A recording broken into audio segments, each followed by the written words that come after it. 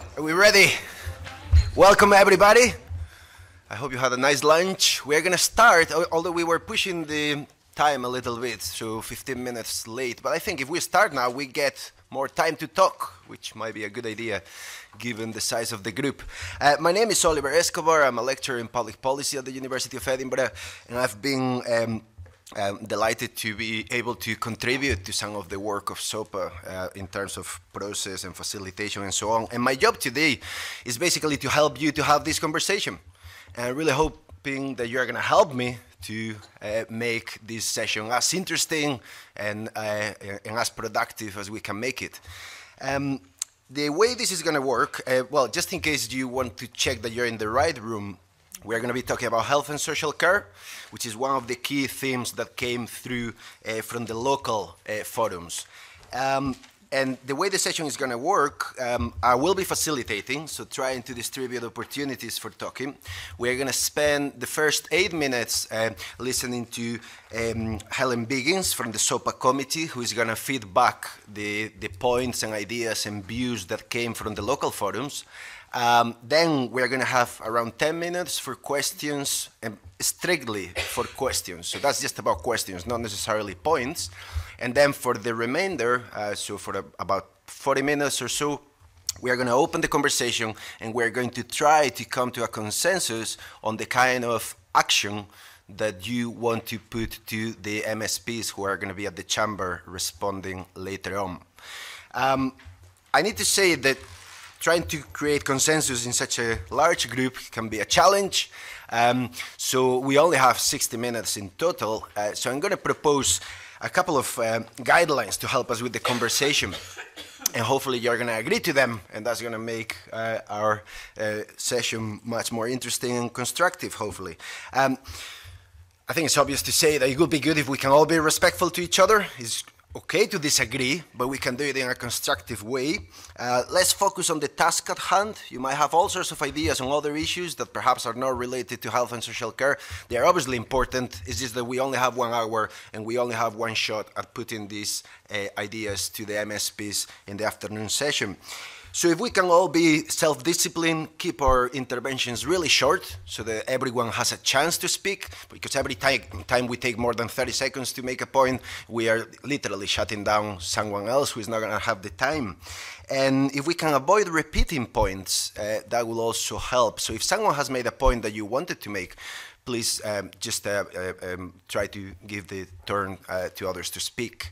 Does that sound like a reasonable set of guidelines? So you will help me to police those guidelines? That is fantastic. That's great. As you might know, but just in case you don't know it, there were a series of SOPA local meetings between June and September 2014. There were 12 of them. They were held around Scotland. There were over 400 representatives of older people groups attending in total. They took place in Hamilton, Glasgow, Dundee, Ayr, Penicuik, Dumfries, Kirkcaldy, Stirling, Inverness, and Shetland, and there were 2 meetings in Edinburgh as well.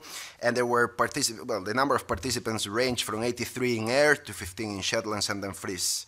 The presentations cover SOPA's activities, human rights issues, and topics by local contributors.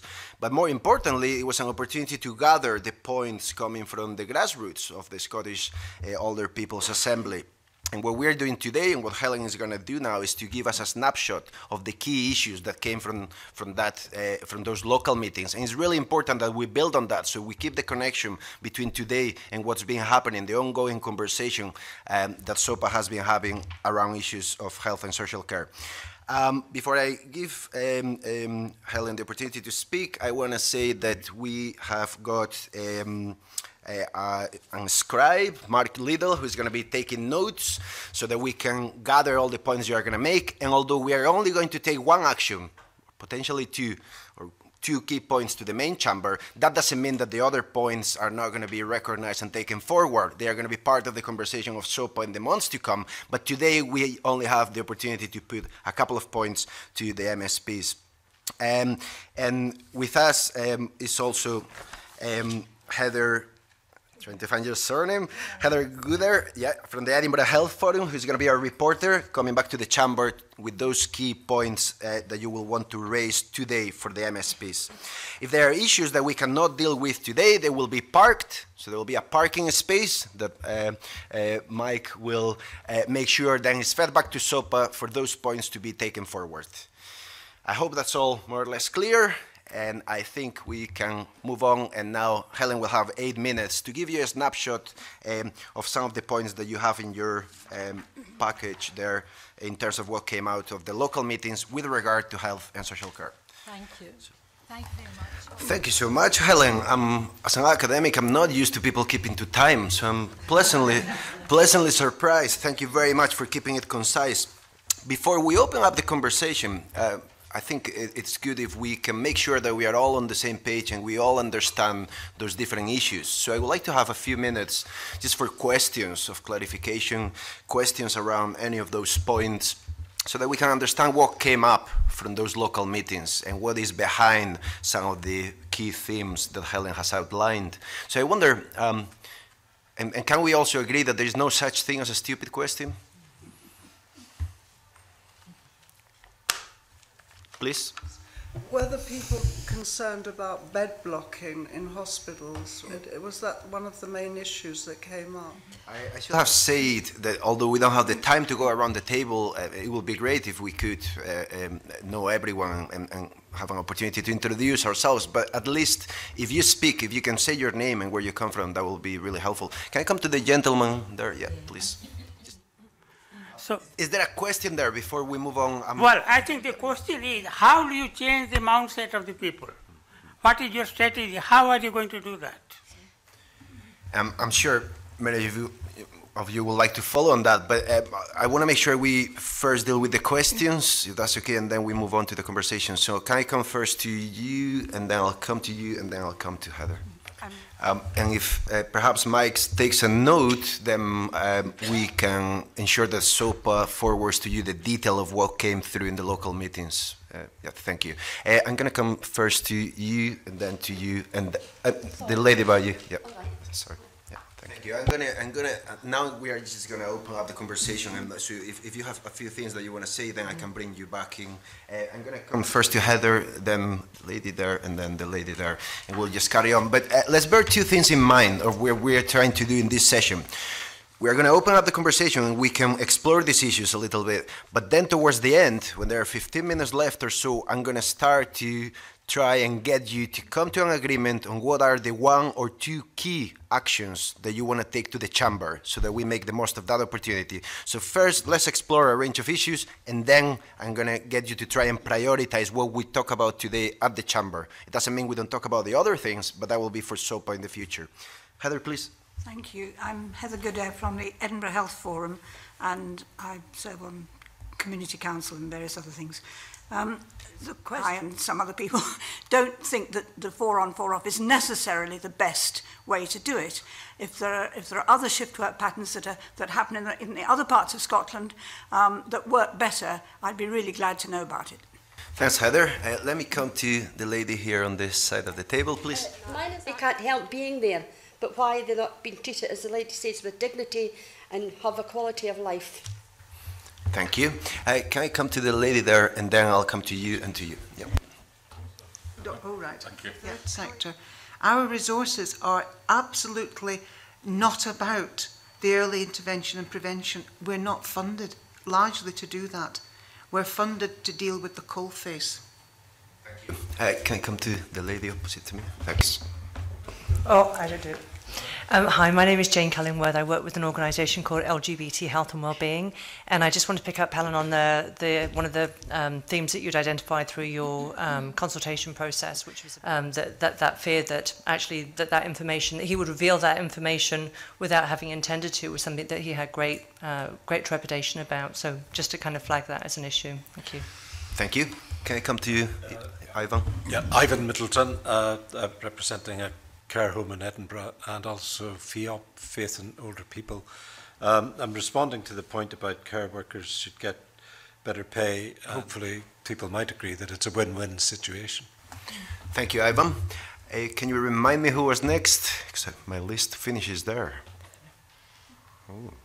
Okay, so let me take this opportunity. I'm coming to you in a second. Let me try, and I'll bring Helen as well back in.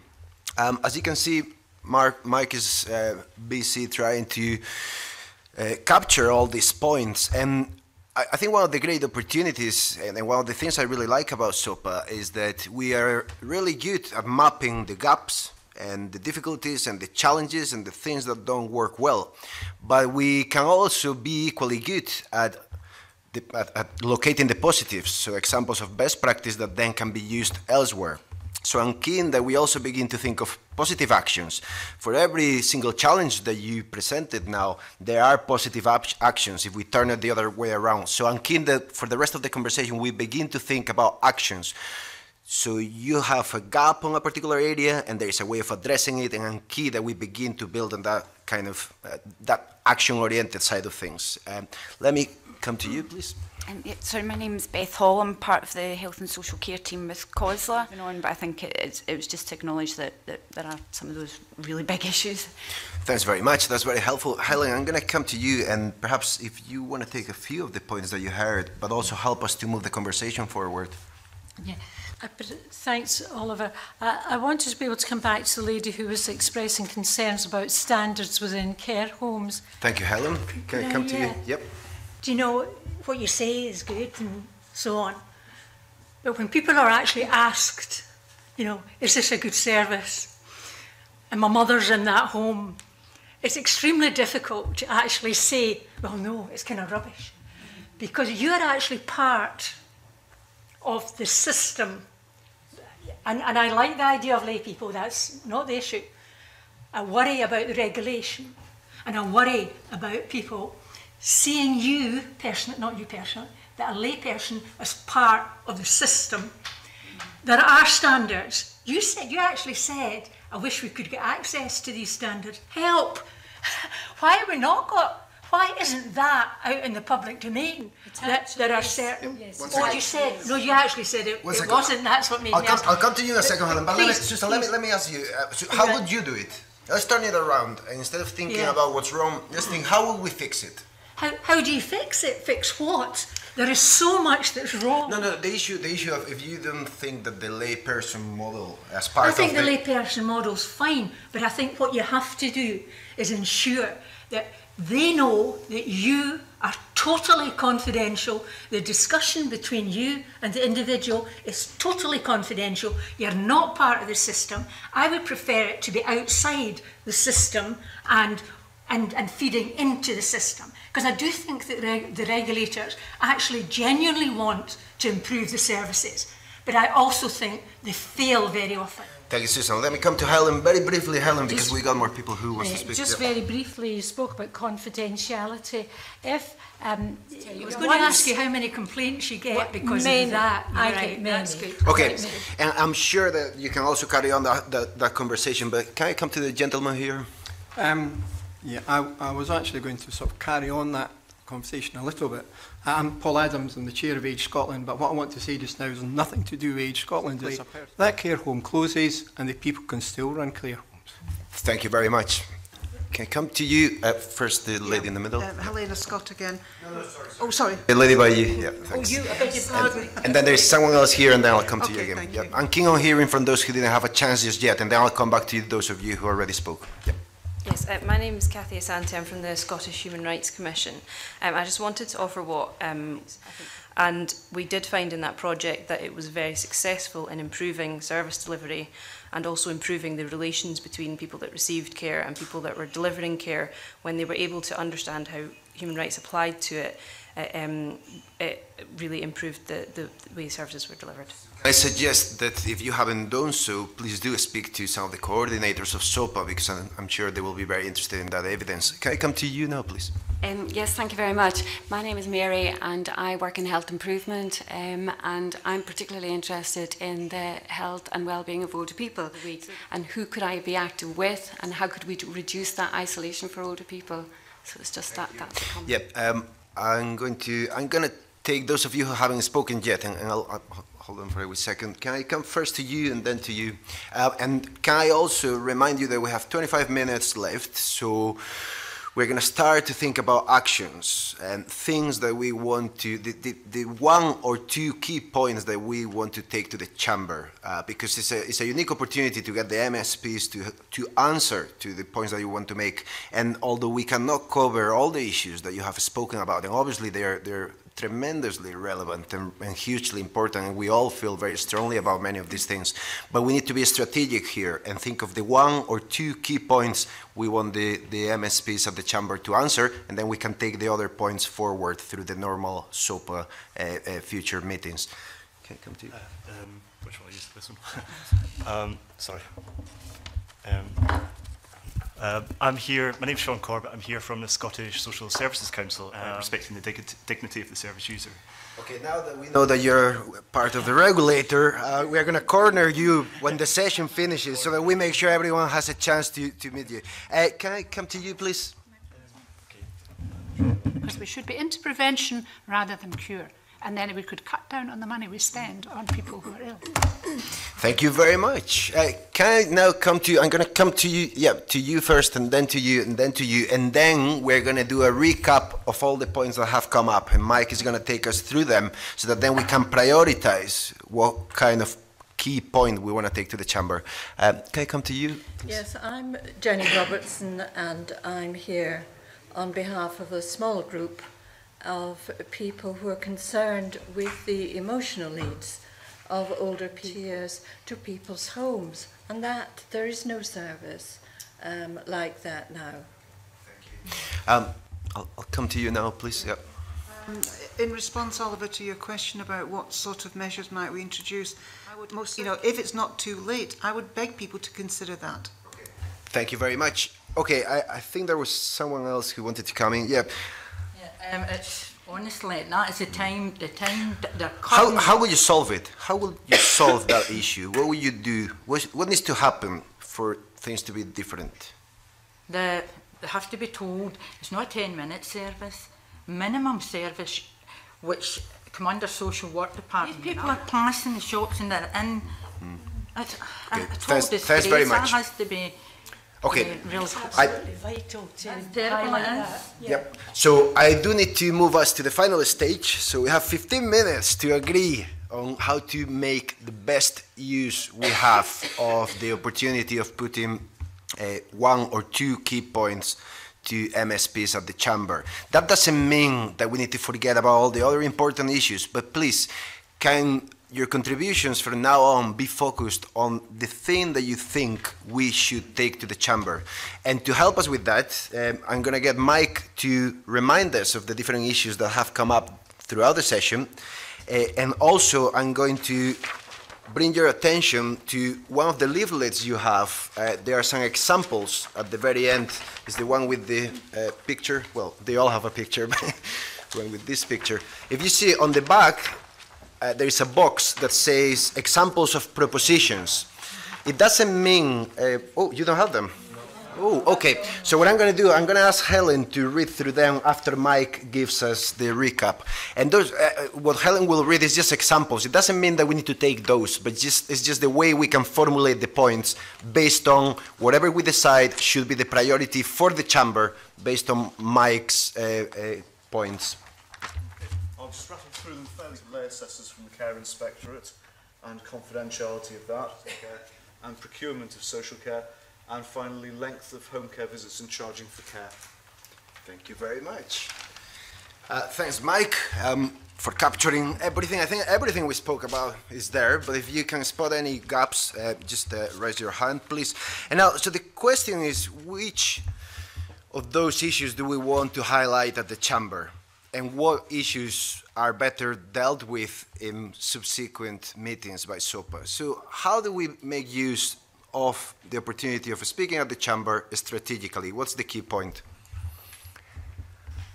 I don't know if this is too loosey-goosey, but it seems to me that there's a theme across all of those needs that were identified, which is really about respecting people's humanity. both the people who are receiving service and the people who are providing service. Could that be a solution, that it really is kind of a broad vision that we go in with, and then a further step is, and that means these things?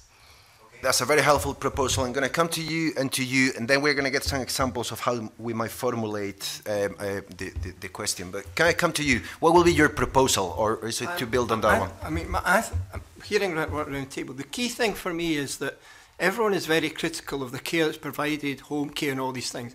And they're not doing it because they like it. They're doing it for their own provision. Okay, so you are kind of, we had a proposal that was a bit broader there. I wonder if Mike had an opportunity to, Mike is trying to capture your point, and yours is a bit more specific. What will be your proposal? Developing on the points that have been made about respect both for those providing the care and respect for the elderly who have a wealth of life behind them.